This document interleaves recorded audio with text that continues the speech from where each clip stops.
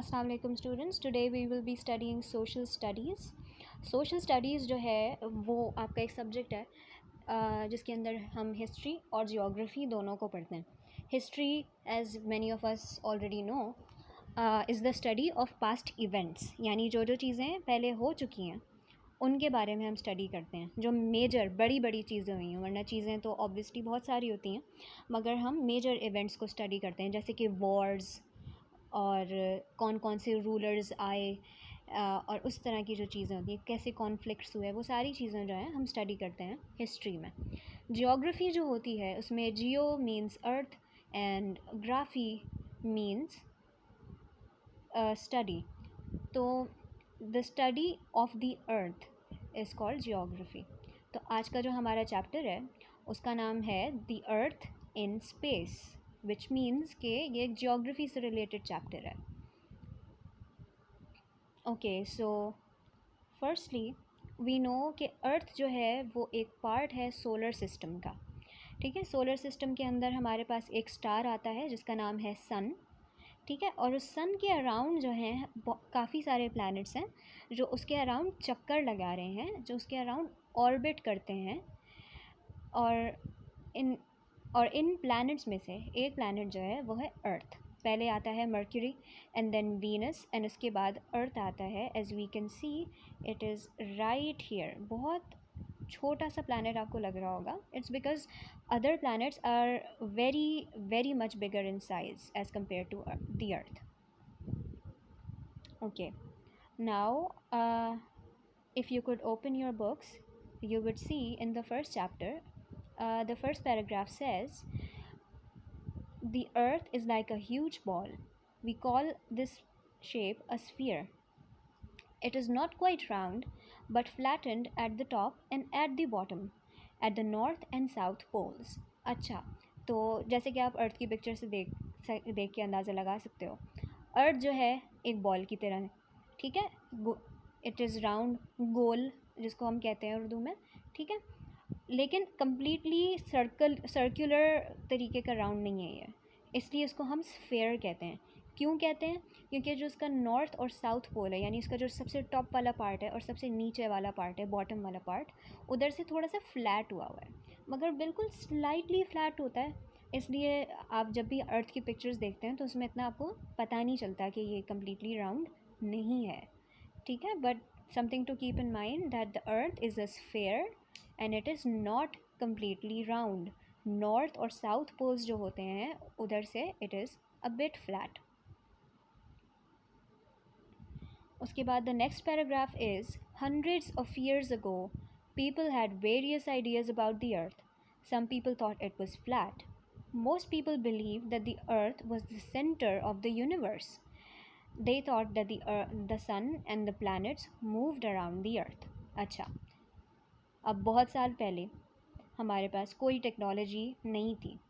ठीक है, तो उस ज़माने में जब इंसान ज़मीन पे खड़ा हो और वो देखे कि ऑब्वियसली जहाँ हम खड़े हैं ज़मीन पे वो तो फ्लैट लग रही है, जब ऊपर आंखें उठा के देखें तो ऊपर एक मून है और स्टार्स हैं और सन है, और सन और मून ये आपको हिलते हुए भी नज़र आ रहे हैं। और तो उससे ये अंदाज़ा लगाया इंसान ने कि अर्थ जो है वो फ्लैट है और बाकी सारी चीज़ें जो हैं ऊपर जो आसमान में नज़र आ रही हैं वो अगर वो सारी मूव कर रही हैं, और ऑब्वियसली उनको ख़ुद तो खड़े हुए ऐसा फ़ील नहीं होता होगा कि हम खुद भी मूव कर रहे हैं, तो उनको यही लगता था कि भाई हम मूव नहीं कर रहे, बाकी सारी चीज़ें हमारे आसपास घूम रही हैं। तो इसका मतलब ये हुआ कि अर्थ जो है जिस पे हम खड़े हैं ये जो है सेंटर ऑफ द यूनिवर्स है। ठीक है, और बाकी सारी चीज़ें इसके अराउंड घूम रही हैं। ठीक है, मगर ऑब्वियसली आज हमारे पास टेक्नोलॉजी है, साइंस बहुत आगे पहुंच गई है, तो वी नो कि this is not true, earth is not flat. मगर आज भी some people are still there who actually believe कि अर्थ इज़ फ्लैट। मगर जाहिर सी बात है कि ये बात इट इज़ नॉट ट्रू, क्योंकि as you can C in this picture कि अगर कोई आदमी जो है एक बोट लेकर ट्रैवल कर रहा हो एंड एक्सीडेंटली वो अर्थ के इस कोने में पहुंच जाए, तो उसको तो अर्थ से नीचे गिर जाना चाहिए, अर्थ का पानी और अर्थ की जितनी भी चीज़ें हैं समंदर में उनको भी नीचे गिर जाना चाहिए, मगर ऐसा नहीं होता because earth is actually round. Okay, so the next paragraph is, today we know quite a lot about the earth, the other planets, the sun, the stars, the spaceship, the space. uh, Astronauts have been into the space in spaceships, and man has even landed on the moon. Okay, so like I said कि आज हमारे पास technology है, science has gone very far, so we know about कि जो है earth is not flat, and we also know कि earth के अराउंड सारी चीज़ें नहीं घूम रही हैं, क्योंकि हम स्पेस शिप्स में बैठ के अर्थ के बाहर जाकर हमने अर्थ को स्टडी किया है. अर्थ के बाहर जाकर तो हमने देखा है कि it is round and that कि वो सन के अराउंड घूम रही है, और हमें ये बात भी पता चली है कि और भी स्टार्स हैं जो सन के जैसे हैं और उनके अपने प्लैनेट्स हैं and all that. We also know कि सन जो है अर्थ जो है वो अकेले सन के अराउंड नहीं घूम रही, और भी प्लैनेट्स हैं, हमारा पूरा सोलर सिस्टम है. तो all these things we know today क्योंकि हमारी साइंस और टेक्नोलॉजी इतनी आगे तक पहुंच गई है. एस्ट्रोनॉट्स जो हैं स्पेसशिप्स रॉकेट्स के अंदर बैठ के स्पेस में जा चुके हैं, अर्थ से बाहर जा चुके हैं, and we have even landed on the moon. ठीक है, अब now this moon landing happened in 1960.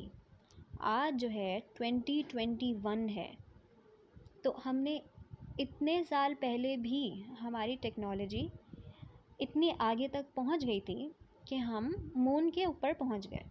तो अब आप अंदाज़ा लगाओ कि आज जो है हमारी टेक्नोलॉजी कहाँ पे होगी, राइट? अब इसकी एक एग्ज़ाम्पल ये है कि this picture is the picture of the international space station. International space station जो है it is basically this huge space station, ये स्पेस क्राफ्ट आप कह लें, जिसके अंदर हमेशा कोई ना कोई इंसान यानी साइंटिस्ट एंड एस्ट्रोनॉट्स मौजूद होते हैं. ये अर्थ के ऊपर है, ठीक है, अर्थ का चक्कर लगा रहा है ये भी, और इसके अंदर साइंटिस्ट और एस्ट्रोनॉट्स जाके अर्थ को स्टडी करते हैं, अर्थ के आसपास की चीज़ों को स्टडी करते हैं, and it is never empty, there is always people in it. ठीक है, और कम टाइम के लिए जाते हैं, जैसे 6 महीने के लिए कोई चला जाए, कोई 2 महीने के लिए चला जाए, बट कभी भी खाली नहीं होता. एक बंदा जाएगा, कोई और आएगा, एक टीम जाएगी 3-4 लोगों की. This is how it goes. ठीक है, मोस्टली जब आप एस्ट्रोनॉट्स बनते हैं तो एवरीबडी प्लान्स या wants to go into the international space station, क्योंकि उससे आप दुनिया को, जैसे इस पिक्चर में आप देख सकते हो, बाहर से देखते हैं, ऊपर से देखते हैं, and you can actually study the earth.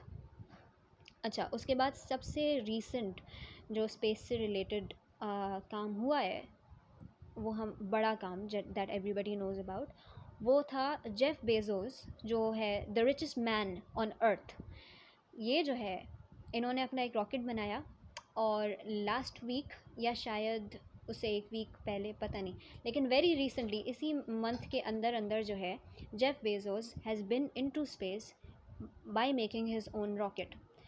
तो वी कैन सी कि इंसान कितना आगे आ गया है कि आप अपना रॉकेट बना के और आप स्पेस में जा सकते हैं. बस पैसे आपके पास थोड़े ज़्यादा होने चाहिए, क्योंकि making a rocket is not easy, but other than that people can go into space today. और पहले एक ज़माना था कि आप सिर्फ ज़मीन पे खड़े होते थे और आप ऊपर देख के सिर्फ सोचते थे कि क्या हो सकता है, क्या होता होगा, and today we can actually go up there.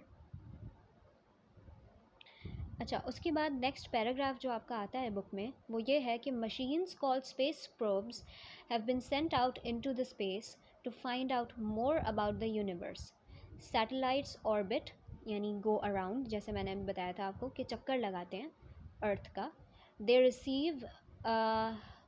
receive and send radio and television signals, gather and send information such as high quality images of the space back to the earth. अच्छा, तो सबसे पहले आ गए space probes. Space probes क्या हैं? Machines हैं, they are like robots. ठीक है, अब स्पेस प्रोब्स जो है आप दूसरे प्लैनेट्स के ऊपर भेज सकते हैं, स्पेस में भेज सकते हैं, दूसरे प्लैनेट्स के ऊपर भेज सकते हैं, वो प्लैनेट का चक्कर लगा के भी वापस आ सकते हैं, कभी कभी उस प्लैनेट के अंदर लैंड भी कर सकते हैं और वहाँ से फिर डिफरेंट चीज़ें पिक्चर सेंड करना और रिसर्च से रिलेटेड मटेरियल जो है वापस यहाँ के साइंटिस्ट को आके देते हैं। ये काम होता है स्पेस प्रोब्स का। नीचे देखो 2 पिक्चर्स भी हैं। जो ऊपर जो पिक्चर है वो है जुपिटर के ऊपर एक स्पेस प्रोब जो हमने छोड़ा है उसकी है। ये सिर्फ जुपिटर का चक्कर लगा रहा है, it is not on Jupiter. और नीचे जो स्पेस प्रोब है, ये स्पेस प्रोब है मार्स के ऊपर and it is on Mars.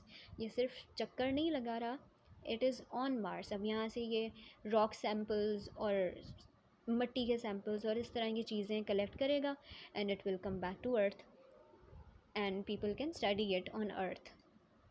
ठीक है, so this is how far our technology has gone today. अच्छा, ये तो हो गए स्पेस प्रोब्स। उसके बाद बात हो रही है सैटेलाइट्स की।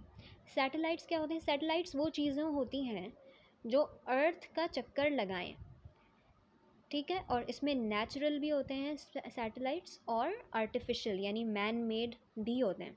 नेचुरल सैटेलाइट कौन सा हो गया? मून हो गया आपका नेचुरल सैटेलाइट, क्योंकि मून अर्थ का चक्कर लगाता है, तो it is a natural satellite.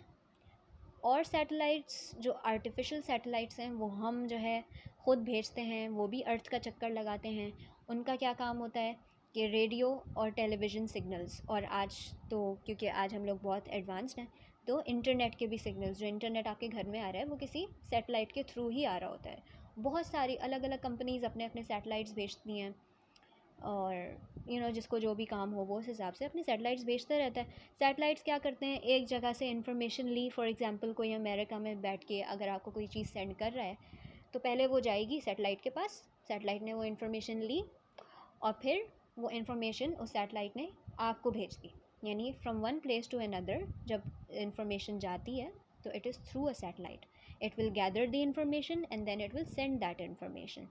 कभी कभी क्योंकि सैटेलाइट्स अर्थ के ऊपर हैं और ऐसे यूँ चक्कर दूर दूर से लगा रहे हैं तो वहाँ से अर्थ की पिक्चर्स भी हाई क्वालिटी इमेजेस अर्थ की आ जाती हैं, और स्पेस की भी हाई क्वालिटी इमेजेस आ जाती हैं, जो आप अक्सर देखते रहते हैं। अगर आप नासा की वेबसाइट पे जाएं तो you will often find images. Google पे भी जब आप गूगल करते हैं कोई भी प्लानट की इमेज या अर्थ की इमेज, तो वो इन्हीं सैटेलाइट्स ने वो पिक्चर्स ली होती हैं और फिर वो आपके पास आ रही होती हैं। Okay, lastly I just wanted to add this कि सैटेलाइट्स जो होते हैं, अच्छा I am sorry, last line जो आपकी बुक में है about satellites, it says some satellite images have been used to improve maps, which is also true कि जब आपको इतनी ऊपर से इतनी क्लियर तस्वीर नज़र आ रही होगी अर्थ की तो आप उससे बहुत अच्छे बहुत बेहतरीन मैप्स भी बना सकते हैं, राइट। तो अपने मैप्स को भी इम्प्रूव करने के लिए आप सैटेलाइट का यूज़ करते हैं, ठीक है। अच्छा, उसके बाद लास्ट चीज़ that I wanted to show you guys was कि just how many satellites do we have right now in the earth's orbit. Orbit का जैसे अभी हमने बताया था चक्कर लगाने को कहते हैं।